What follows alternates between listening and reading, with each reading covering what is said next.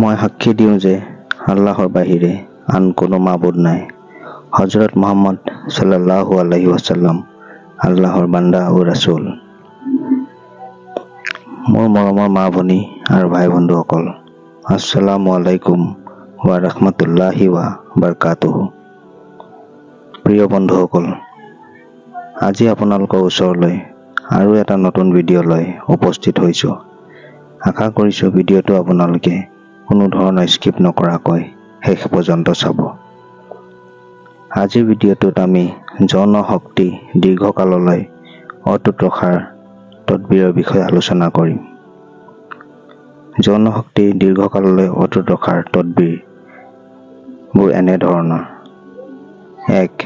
পূৰ্ণ যৌৱনত 3 দিনৰ মূৰে মূৰে এবাৰ, সম্ভৱ নহ'লে 2 দিন বা এদিনৰ বিৰতি জৰুৰী।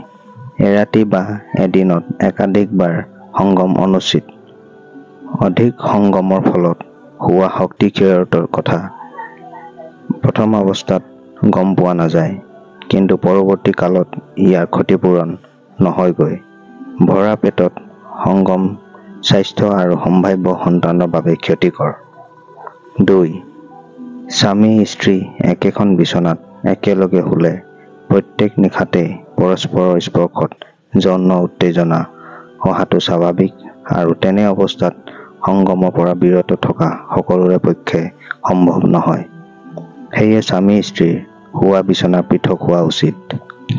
3.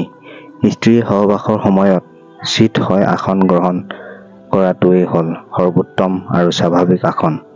একমাত্ৰ এই আসনতহে স্বামী স্ত্ৰীয়ে সমভাৱে যৌন উত্তেজনা প্ৰশমিত কৰিব পাৰে। অৱশ্যে সন্তানৰ জন্মৰ উদ্দেশ্যে নথকা সংগমত ইচ্ছানুযায়ী আসন গ্ৰহণ কৰি যৌন উত্তেজনা প্ৰশমিত কৰিব পাৰে। 4. সংগমৰ পূৰ্বে উভয়ৰে মাজত আলিংগন মৰ্দন আদিৰে সম যৌন উত্তেজনা আনিব লাগে। এজন প্ৰবলভাৱে উত্তেজিত হ'ব আৰু আনজন তেনেভাৱে সক্ৰিয় নহ'লে স্বাস্থ্য আৰু মন মেজাজৰ দিশৰ পৰা ক্ষতিকৰ। 5. স্ত্ৰীৰ মাহেকীয়া ঋতুৰ সময়ত আৰু সন্তান প্ৰসৱৰ পাছত অন্ততঃ এমাহ বা 40 দিনলৈ সহবাস শৰীয়ত মতে নিষিদ্ধ আৰু চিকিৎসা বিজ্ঞানৰ মতেও ক্ষতিকৰ। স্ত্ৰীৰ গুপ্তাংগৰ পিনে চাই সংগম কৰাও নিষেধ। ইয়াৰ ফলত সন্তানৰ চকু কেৰা হ'ব পাৰে। 6. দুয়োজনৰ এজন অসুস্থ হৈ থাকিলে ধৈৰ্য ধাৰণ কৰি সংগমৰ পৰা বিৰত থকা উচিত। 7. ধাতু দুৰ্বলতা লিংগ শিথিলতা জনিত অসুখ থাকিলে উপযুক্ত চিকিৎসা গ্ৰহণ কৰিব লাগে, অন্যথা যৌন জীৱনত বিপৰ্যয় ঘটিব পাৰে। 8. সংগমৰ পাছত গুপ্তাংগ ভালদৰে ধুই ল'ব আৰু ভালদৰে কুলি কৰি 2 গিলাচমান পানী পান কৰি শুই থকা স্বাস্থ্যৰ পক্ষে ভাল।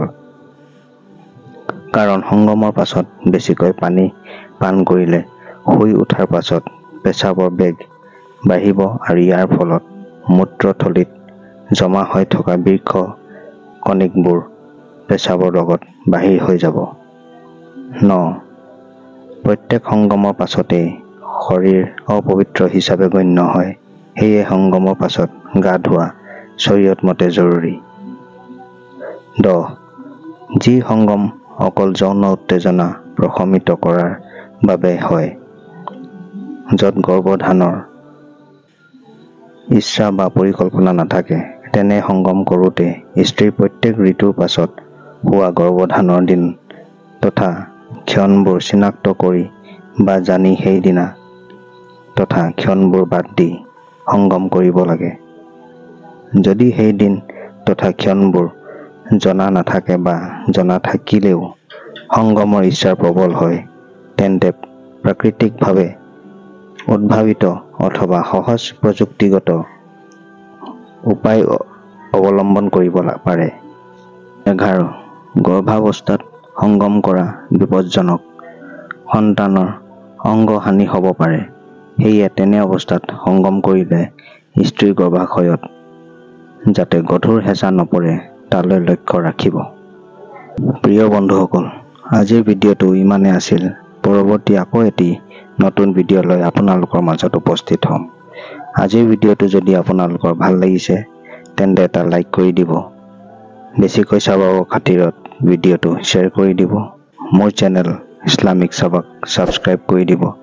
লগতে কাষত থকা বেল আইকনটো টিপি দিব, যাতে মই যেতিয়াই নতুন ভিডিঅ' আপলোড কৰিম তাৰ নটিফিকেশ্যন সকলোতকৈ আগত আপুনি পায়।